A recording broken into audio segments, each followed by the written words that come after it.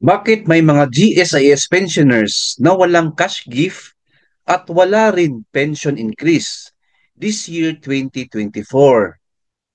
Oo nga naman, hindi po everybody happy this year 2024 kasi may mga GSIS pensioners na walang cash gift at wala ring pension increase.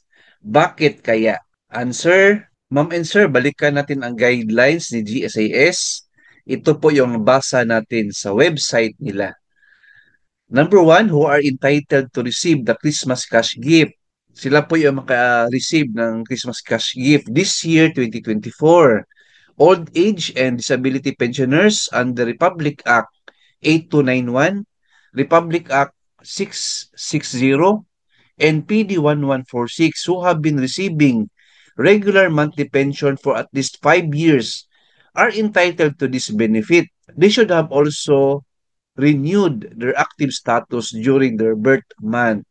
Simple said, friends, ang makareceive pala is yung mga old age pensioners and disability pensioners under Republic Act 8291, Republic Act 660, and PD 1146 na 5 years na po nag-pension or more.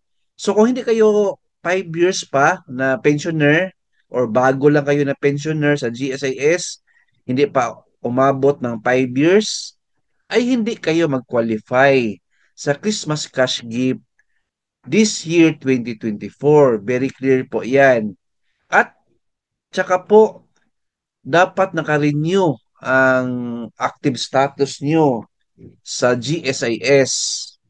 So, kung inactive yung status nyo kasi wala kayong renew during your birth month, kasi dapat pala, pag pensioner kayo, friends, i-renew ninyo ang active status ninyo every birth month ninyo. Sa GSIS, pwede online or pwede sa branch. For example, kung March yung birth month ninyo, every March of the year kayo mag-renew ng active status ninyo. Kasi po, dyan po malaman kung buhay pa kayo or wala na po. Ayan. So, once na activated yung status ninyo every birth month of the year, tapos 5 years or more kayo, makareceive kayo ng Christmas cash gift every year. Ayan po. Number two question. Ito yung answer. Who are entitled to pension increase? Old age and disability pensioners under Republic Act 8291, Republic Act 660, and PD 1146 who have been receiving regular pension for 5 years or more are entitled to pension increase. Ayan po, yung entitled sa pension increase, yung 5 years or more na pensioner. So, pareho lang po sa sinabi natin kanina, pag less than 5 years kayo, hindi pa kayo mag-qualify or entitled sa pension increase na i-declare ni GSIS Board of Trustees kung meron man. Ayan. So sa mga survivorship pensioners also, hindi kayo mag-qualify, ma'am and sir. Hindi kayo kasali dyan. Ang kasali po sa Christmas cash gift and pension increase are yung mga old age and disability pensioners. So very clear, hindi kasali ang survivorship pensioners.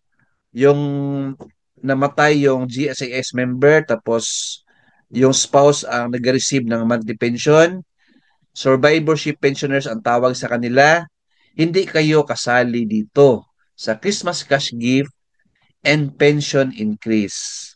Based po sa GSIS na guidelines na nabasa natin sa website ng GSIS. Alright? So hope na may na-learn tayo sa videong ito. Keep watching my YouTube channel.